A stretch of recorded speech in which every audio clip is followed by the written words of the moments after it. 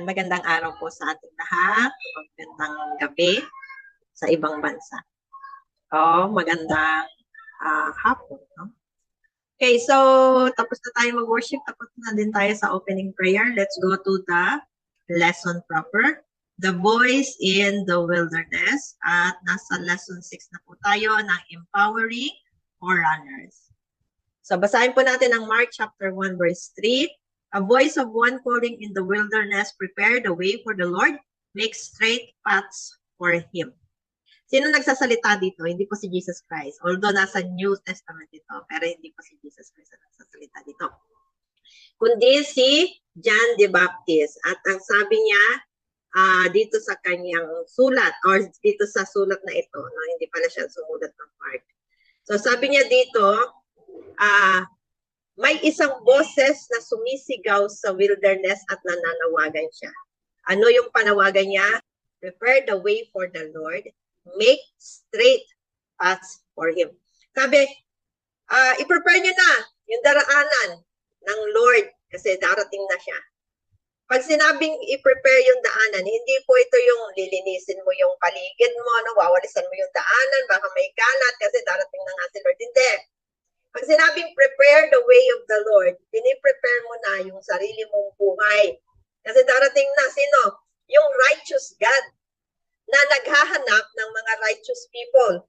Hindi pwedeng ang sasalubong sa Kanya, unprepared ones. No? Hindi pwedeng ang sasalubong sa Kanya ay hindi pa naglilinis, hindi pa nagre-repent. Kaya nga laging sinisigaw ni John the Baptist, repent therefore. Kayo po ay humingi na ng tawad sa Lord. Bumalik loob na kayo sa Panginoon. Manumbalik na kayo sa Kanya. Kasi bakit anong sabi ni John? Prepare the way of the Lord. Darating na ang tagapagligtas, ang magre-redeem sa inyong lahat. Make straight paths for Him. When we say make straight paths for Him, hindi po ibig sabihin neto itidiretsuhin nga natin talaga yung daanan, ano? Kung bako ang daanan, papalatinahan natin ng semento. Hindi po ganun yun. Ang ibig sabihin po niyan is, idiretso na natin yung buhay natin. No? Tunguhin na natin yung direction na kung saan patungo po tayo doon sa ating Panginoon. At hindi na patungo doon sa kalikuan. Patungo po tayo, i-straighten na natin ang ating buhay. Enough na po yung panahon na kung saan nagiging salbahe tayo. Enough na po yung panahon na kung saan ay hindi tayo nagsiserve sa Lord. Enough na po yung panahon na kung saan hindi tayo nagagamit sa ministry ng Panginoon. Kundi ito na yung panahon na kung saan inaalis na natin ang lahat ng mga uri ng kasamaan sa ating buhay. Kung ikaw ay punong-puno pa rin ng bighati, no? At ikaw ay nagkakaroon ka pa rin ng emotional imbalances and mental imbalances, alisin mo na po yan. Kasi ito na yung panahon na kung saan piniprepare na natin yung daanan ng Panginoon. Kasi bakit? Muli nang babalik si Jesus Christ. This is the second time na babalik na si Jesus Christ dito sa mundo. At kung hindi ka pa prepared, yung buhay mo, kasi base sa parabola ng Bible, ang past buhay. No, yung daraanan is buhay. So kung ang buhay natin ay hindi pa straightened, hindi pa talaga tayo nakatuon doon sa ating Panginoon, this time, baguhin na po natin ang sistema ng buhay. Amen? Yan po yung panawagan ni John the Baptist. So ang ating pong topic again, the voice in the wilderness. Yung boses sa wilderness. Bakit nga ba sa wilderness? Diba na-question ko to sa inyo noong unang topic natin, lesson 1? Sabi ko nga, bakit nga ba talaga tinatawag tayo sa wilderness? Now, pag-uusapan natin ngayon, bakit tayo tinawag sa wilderness? Until na wala pa sumasagot sa akin, ha? Meron man mailan-ilan, pero sige, pag-usapan natin yan ngayon. Okay, so for our introduction, have you ever been lost in a noisy place and suddenly heard a familiar voice calling your name? Dumating ka na ba sa punto ng buhay mo na nawawala ka sa gitna ng napakaraming tao, sa gitna na kung saan, yung alam mo yun, napakaingay, sabihin na natin palengke or parke, or sa amang lugar yan, no? Basta maraming tao. At maya-maya, narinig mo yung boses noong naghahanap sa'yo. Uy, mama ko yun ah. Recognize mo kagad kaya pupuntahan mo ngayon yung tumatawag sa iyo.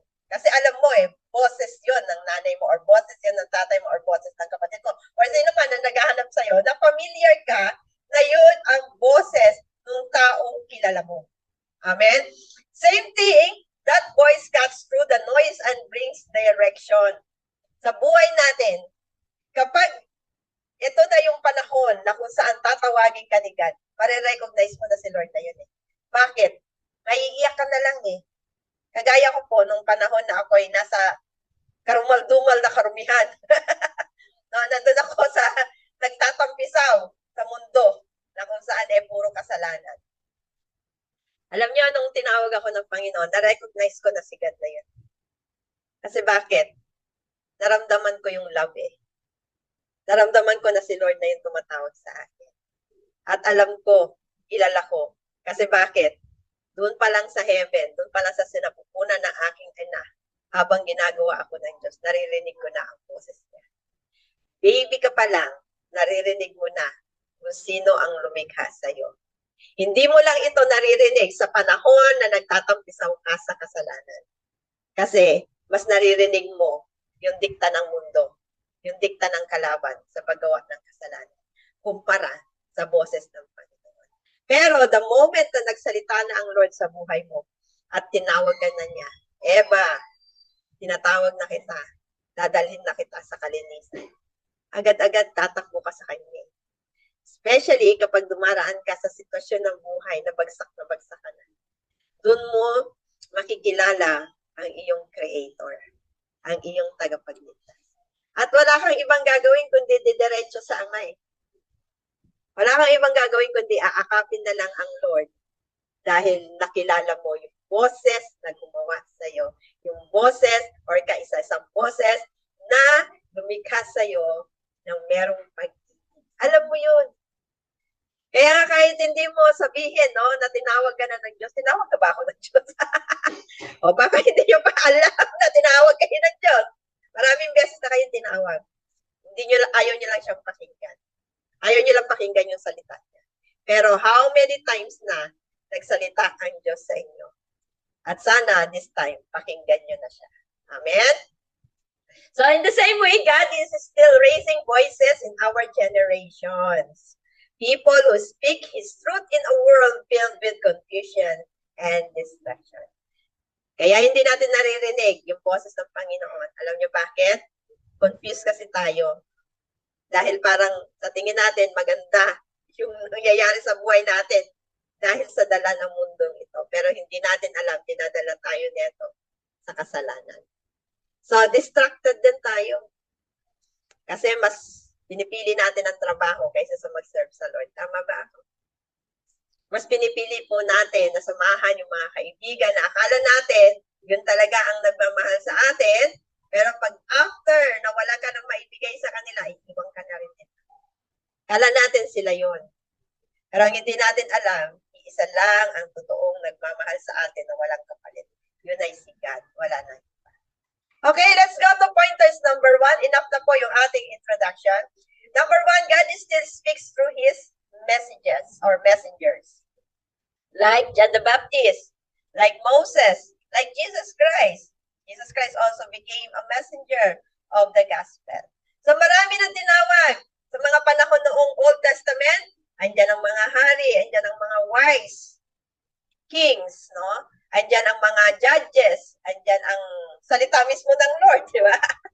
Andyan ang mga propeta na ilang beses na nananawagan na magbalik loob sa Panginoon. At ang mga pare, etc., etc. Ang dami niyan sa Old Testament. And even in the New Testament, makikita natin doon yung mga apostles, disciples na nananawagan. Hindi lang si John the Baptist, hindi lang si Moses. Marami nang nanawagan sa atin na bumalik loob tayo sa Panginoon, pero nananatili tayong pingin. Ayaw nating gawin. No? Huwag pong ganun. Pagka nagsalita ang Diyos, kapag ginamit sa isang pag-aaral, kagaya ngayon, ginagamit natin ang Bible verses sa pag-aaral, tumugon po tayo. Kasi ang Diyos ang nangungusap doon. Hindi po si Pastora Eva. Ginagamit lang po ako ni Lord para ipahatid ang kanyang mensahe. Now, John the Baptist's role was not about popularity but for a purpose. To prepare the way of Jesus. He was the voice that carried heaven's message to earth. Even today, God is looking for men and women who will lift their voices for truth and righteousness. He is calling you, me, to do the task in spreading the good news to all people, to every nation, to to every tribe. Alam niyo, natatandaan ko po yung ating anniversary theme. Saktong-sakto, no? Kung ano yung tema natin, na nananawagan tayo, yung tema natin kasi for this year is yung tunguhin natin yung panawagan ng Diyos na dapat magkaisa tayong mag-spread ng good news. Kaya nga ang theme song natin, no, balikan niyo lang po yung theme song, mamaya i-play natin yung theme song natin, ano? Ano yung theme song natin? To every nation, to every channels, to every homes. Piniprepare natin ang way ng Panginoon. Sinishare, dapat natin ang gospel kahit ang platform ng social media ay pwedeng gamitin para i-prepare ang way ni Jesus Christ. Hindi na tayo limitado ngayon. Dati, ang way lang natin is house to house. Pumunta ka sa bahay-bahay, or pumunta ka sa street, or pumunta ka sa mga bus para mag-preach ng gospel, sa mga jeep, at sa mga school. Pero ngayon, even ang social media pwedeng gamitin to spread the good news. Like for example, you just have to put some verses. No? Verses lang.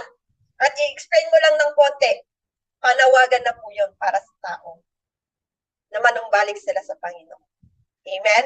Na makilala nila ang Lord through that Bible verses. So God's voice is heard through willing vessels who speak His word with boldness. Si Lord, willing na willing siyang gamitin ka. Gustong-gusto niyang gamitin ka. Ang problema, yung sa atin. Kasi we are not bold enough. When we say bold, brave. Hindi tayo ganun ka-brave katapang para mag-take action doon sa panawagan ng Panginoon. Dapat, bilang isang mananampalataya, bilang isang nakakilala sa Diyos, meron dapat tayong spirit of boldness to spread the good news. Hindi dapat ang isang believer hindi nag-i-spread ng gospel ni God. Hindi dapat ganun. Dapat ang believer, ang follower ni Christ, ang disciple ni Christ, nananawagan siya. Kumukuha siya ng mga tao, inaakay niyang mga tao na yan para dalhin sa church para sila ay makakilala sa Panginoon. Bakit? Mamaya po puntahan natin yan sa ating mga other pointers. So, here are the Bible verses to consider. Actually, ito na pala yun. How can they hear without someone preaching to them? Sabi ng Romans chapter 10 verse 14. Ano sila makakarinig ng salita kung walang mag-preach? Kaya nga, nandyan ka, nandyan ako, para tulong-tulong tayo na i-prepare yung way ng Lord sa mga tao. Amen? Ang problema lang, tutugon ka ba o hindi? Yan na lang ang pinaka-problem dito. So then, faith comes by hearing and hearing by the word of God in Romans chapter 10 verse 17. Ang pananampalataya ay sa pamamagitan ng pakikinig at pakikinig ng salita ng Diyos. Biruin niyo po yan? Hindi ka magkakaroon ng faith kay Lord. Hindi mo pwedeng sabihin na, Lord, may faith ako sa iyo, pero hindi ka nakikinig ng salita ng Lord. Hindi pwedeng gano'n. Lord, nananampalataya ako, tapos ayaw mong dumalo ng Bible study. Hindi pwedeng gano'n. Malino po na sinabi ng Bible in Romans chapter 10 verse 17, faith comes. Ang pananampalataya ay nare-receive mo lang kapag meron kang naririnig na salita ng Diyos. Kaya paano ka mananampalataya? Paano mo sasabihin na nananampalataya ka kay God kung wala ka namang naririnig? Kung ayaw mo naman dumadalo sa gawain ng Diyos. Amen po ba? Now, most assuredly, I say to you, he who hears my word and believe in him who sent me has everlasting life. Ano sabi ni Jesus sa John chapter 5 verse 24? Sinasabi ko na sa inyo na kapag kayo ay nakarinig ng aking salita at pinaniwalaan niyo ito, magkakaroon kayo ng buhay na walang hanggan. Kaya kung ayaw mong nagdadala ng Bible study, huwag kang umasang ililigtas ka ng Diyos. Amen po ba? Kaya tayo ililigtas ng Diyos kasi marunong tayong makinig at magsagawa ng kanyang salita. Nagkakaunawaan po ba tayong lahat? Okay? So, Acts chapter 4 verse 4. However, many of those who heard the word believed. Paano sila nanampalataya kay Lord? Kasi may narinig sila. Many, marami sa kanila, nakinig ng salita ng Lord. Kaya nagkaroon sila ng paniniwala kay God.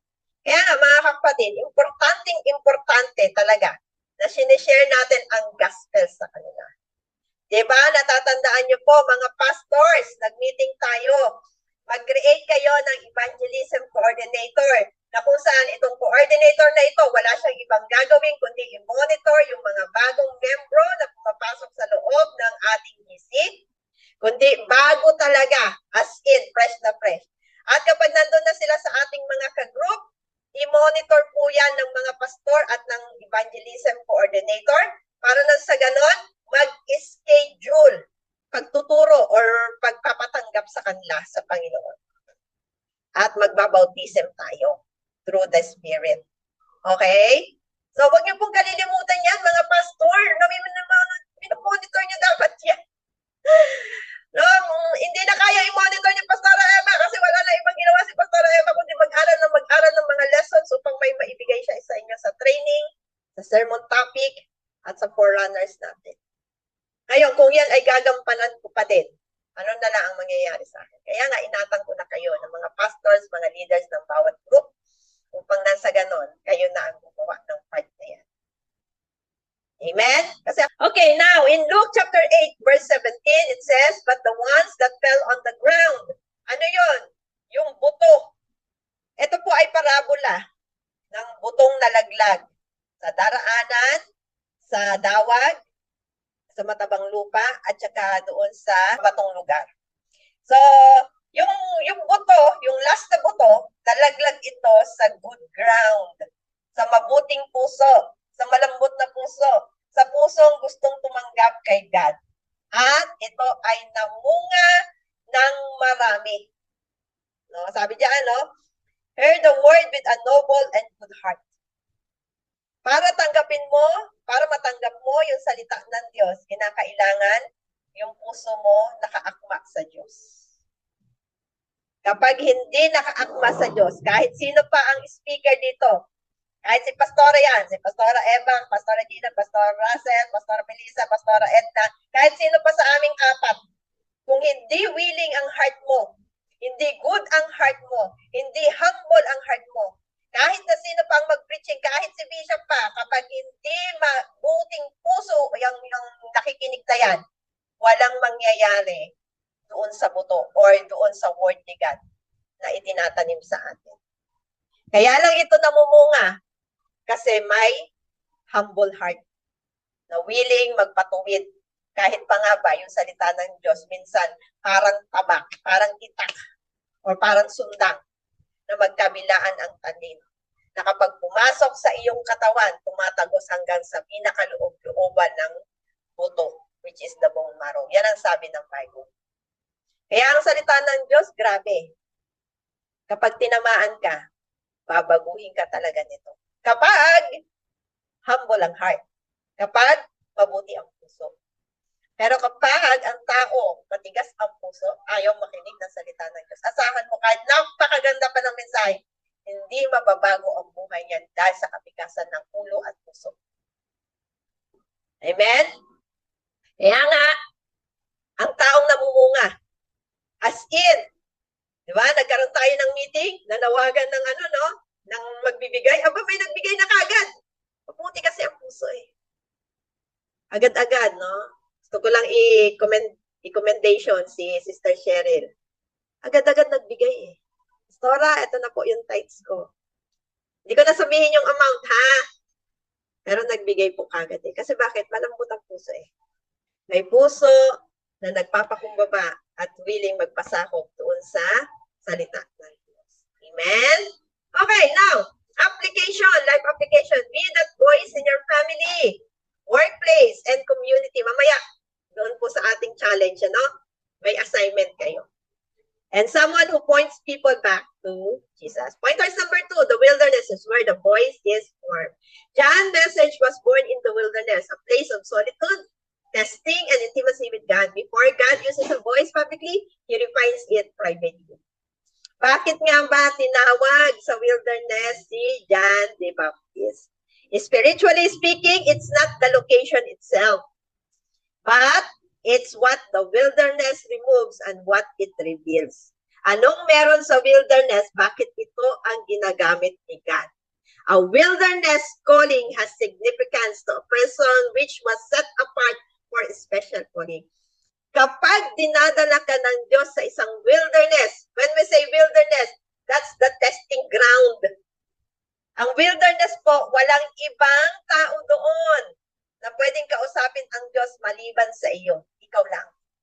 Kaya ang wilderness, natatandaan niyo po, yung mga Israelites, punong-puno ng testing and trials ang kanilang sinagupa doon sa wilderness. Andiyan napapalaban sila sa iba't ibang bansa, andiyan nagugutuman sila, andiyan nawawalan sila ng tubig, andiyan nilalamig, naiinitan, etc. etc. Okay?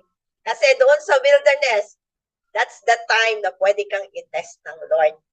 Hindi sa maraming tao. Kasi baka isipin ng mga tao, sila yung tinetest at hindi ikaw. Unlike pagka nasa wilderness, ikaw lang talaga ang makaka-experience ng testing and trials.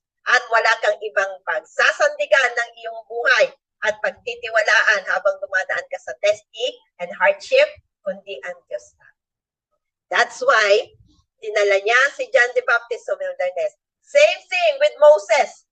Dinala ng Diyos si Moses sa wilderness nung kinausap niya privately. Ganon din si Jesus Christ. After he fasted 40 days and 40 nights, he went to the wilderness. Para sa ano?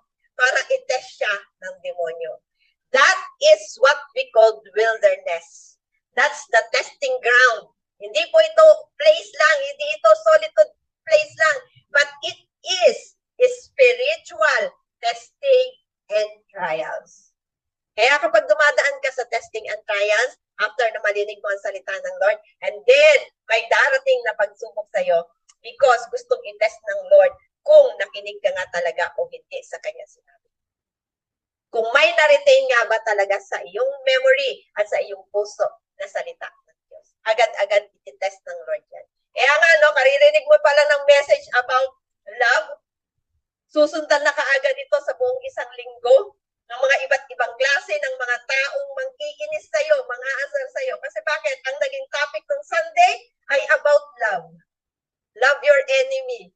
Paman din. Tapos sa loob ng isang linggo, yung mga nang-aasar sa'yo, inaway mo din. Diba? So, nasaan na?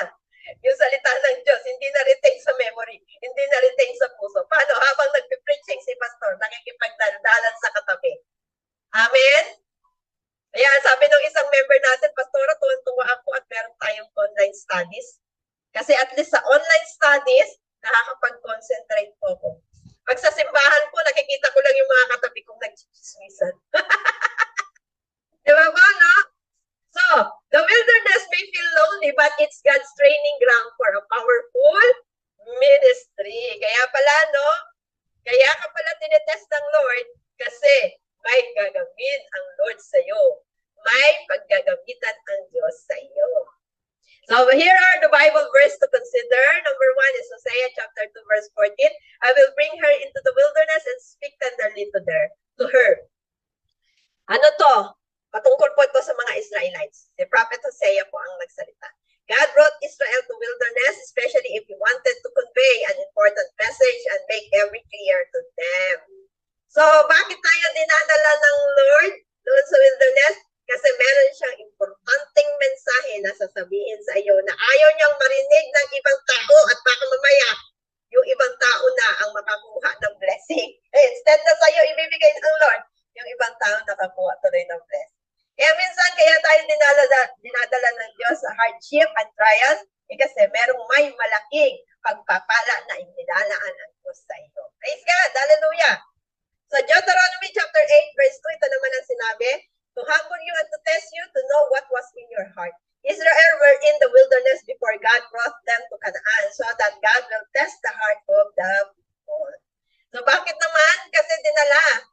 After ng Egypt, dinala sila sa wilderness kasi gustong i-test ng Lord kung ano ang laman ng kanilang puso. Kaya nga yung iba, hindi nakapasa, hinila mo ng lupa, namatay sa kagat ng ahas, namatay sa mga sakit, natalo sa labanan. Ito po yung mga tao na kung saan hindi nakapasa sa testing. Kaya kung gusto niyo po maging pasado sa Lord, anong gagawin mo? makinig kang maigi sa instruction ni God, sa salita niya. Kapag may training, kapag may forerunners, active dapat tayo, listening ears. Amen?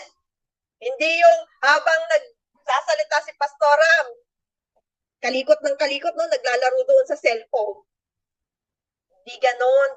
Kasi ang totoong gustong makinig, ang totoong gustong lumayo sa kasalanan, ang gustong tumayo sa paninindigan sa Diyos, nakikinig maigi ng salita ng Diyos. Kaya yung mga nakikinig na maigi, anong sabi ng binasa natin sa Luke 15? Lumalago.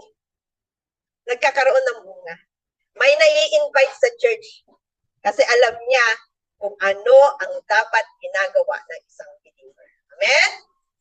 So here are the spiritual reality. The wilderness contains fewer resources. Yes, wala naman talaga maraming resources kapag nasa wilderness ka kasi testing nga eh. Testing ground nga yan eh. So, walang magbibigay sa'yo ng comfort doon. Few people eh. Walang tao na makikinig sa'yo.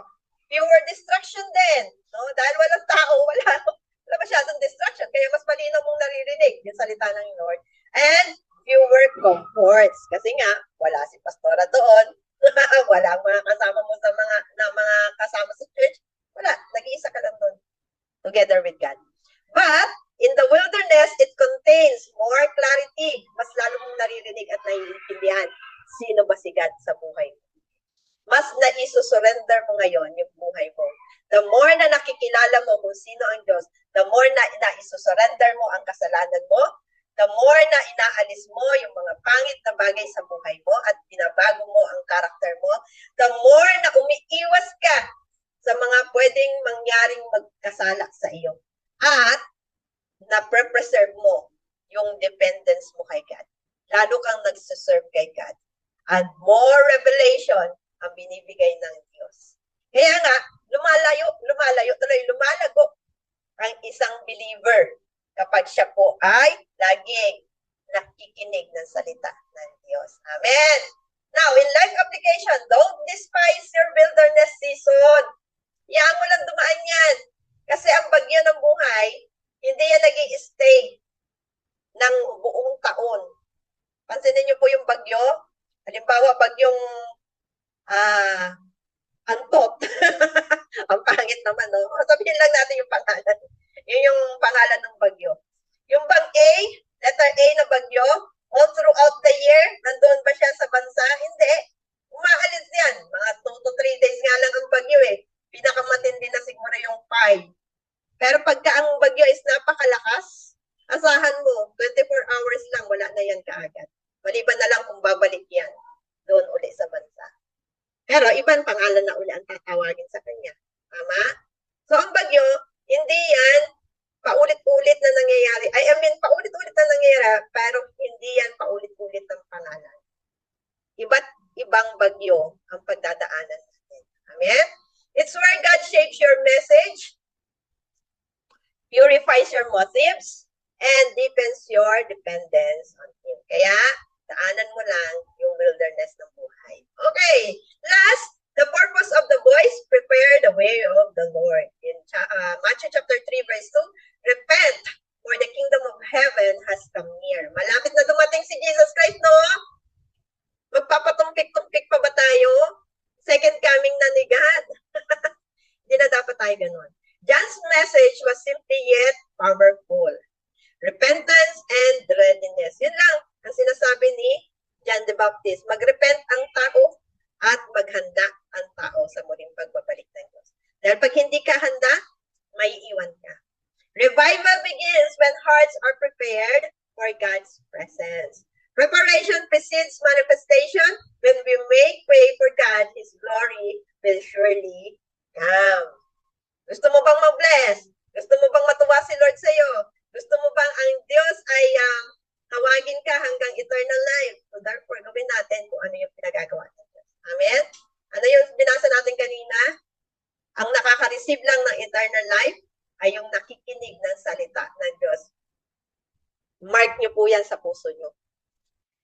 Ulitin ko, ang mapupunta sa eternal life ay yung nakikinig lamang ng salita ng Diyos. Si Jesus Christ mismo ang nagsabi niyan.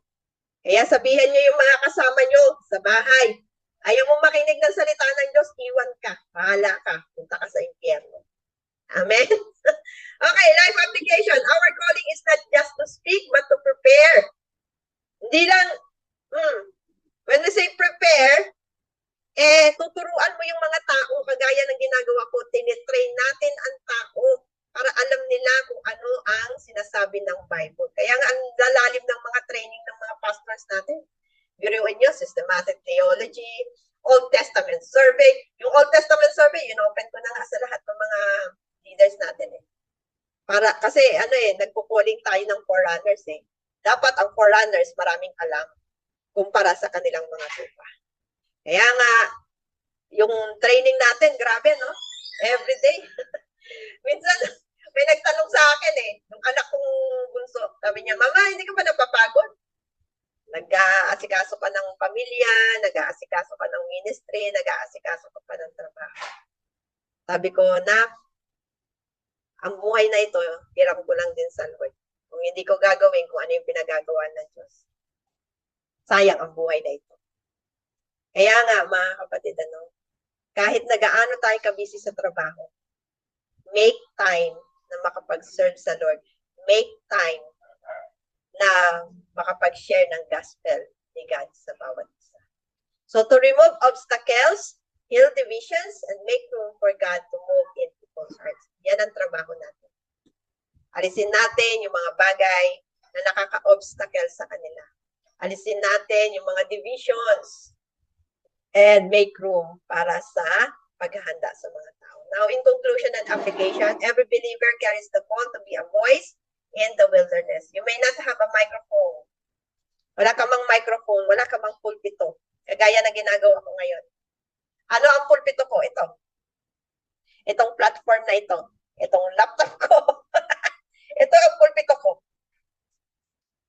Kung wala ka mang kinatatayuan na pulpito, hindi kagaya ng asawa ko na laging nakatayo sa pulpito. Hindi man ako ganon. Pero, still, nakakapag-share pa rin ng gospel ni God. Kagaya ni Jesus Christ, wala siyang pulpito. Saan ang pulpito niya? Yung bundok. Saan ang pulpito niya pagdating sa dagat? Yung bangka. Gamitin natin anumang resources meron tayo bilang our pulpit. Kung ang pulpito mo ay itong computer, ang iyong cellphone, gamitin mo po yan. Huwag yung buong maghapon, puro panunood. Tapusin mo muna yung trabaho mo sa Panginoon at trabaho mo sa mundo. No? Bago ka manood ng K-drama. Ako ganun. Mahilig din po ako sa K-drama. Kaya lagi ko nga na-example ang K-drama Kasi ako yun no?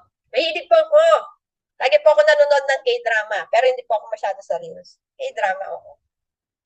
Pero as much as possible, ginagawa ko ito kapag tapos na ang lahat ng bagay. Tapos na ako sa ministry, tapos na ako sa family, tapos na ako sa lahat. Saka na lang ako nag-K-drama. Amen? So you may not have a microphone, but you have a message. Yan ang importante doon. Meron kang bit-bit-bit-bit na mensahe ng Diyos. You may not have a stage, but you have influence. Use your voice to prepare hearts for Jesus in your home, workplace, and community. Now, here is the challenge for your assignment. Gawin po ang assignment na ito, and then pray for that assignment, and then ibigay sa akin. At pagkabigay sa akin, gawin niyo po na kausapin ang mga taong inilista niyo dyan. Sino-sino yon? Ilista niyo po yung pamilya niyo. Nakakausapin nyo, nasisharean nyo ng gospel na yan. Ilista nyo po yung mga relatives, name ng relatives mo. Isa-isahin mo yan. Checkin mo, pagka natapos ka na, ito nakausap ko na, tumanggi. Okay. Check mo pa rin, kahit tumanggi siya. Another na naman na relatives, name niya, or family, name, friends, classmates, co-workers, business partner, people you have no relationship with. Sige, ilista mo lahat ng mga kilala mo. Kahit hindi mo pa kilala, kagaya ko, hindi ko kilala. Yung lahat ng mga nilalagay ko sa mga GC ninyo, sa mga groups nyo, hindi ko po kilala yan. In-invite ko lang po yan. Walang isa sa inyo na kilala ko personally. And even yung mga pastors natin, hindi ko po kilala personally yan. Pero in-invite ko po sila. Hanggang sa dumami tayo ng dumami. Amen? Ganun lang, mga kapatid ang pag-iimbita. No? Sabi kapatid, sis, brother, pwede ba kitang i-invite sa aming GC for Bible study? Pag ayaw, sige lang, lagyan nyo X. Hanggang sa may makiuha kayo doon, lagyan nyo ng check at ilagay nyo sa GC para i-train natin. Kasi hindi lang tayo puro salita. Kailangan meron tayong pagte-training sa kanila, pagdi-discipleship making. Kaya dinadala natin sila dito sa ating mga groups. Amen po ba? And monitor. Evangelism coordinator, kung sino man yung evangelism coordinator ng bawat groups, make sure na minomonitor nyo po kung sino yung mga bago, as in bago na hindi galing sa ibang GC. Kasi meron akong mga inilalagay na galing sa ibang GC. Kasi bakit? Yung mga taong yun, surplus na po doon sa isang GC. Kaya nilalagay ko na sa inyong mga GC. Okay? So, yan lamang po ang ating gawain sa araw na ito. Sana marami kayong natutunan and praying na ang ministry na ito na inatang sa inyo ng Panginoon. Huwag na natin gamitin ng empower. Di ba? Ano na lang, yung Ministry of Reconciliation. Regardless anong religion meron ka ngayon. Regardless anong denomination. Isa lang ang nais pagawa sa iyo ng Panginoon. Tinawag ka niya. Kaya nga hindi ka dinala ng Lord sa ibang mga groups. Dinala ka dito. Kasi alam ng Lord, uunawaan mo siya dito sa Empower Ministry Church na ito. Alam ng Diyos na magagamit ka dito. Kasi dito, maraming tao. Dahil maraming tao, maraming aalagaan. At gagamitin ka ng Diyos para mag-alaga ng tupa. Amen? So, yan lamang po ang ating lesson. Praying. Gawin niyo po ang assignment mamaya. And God bless us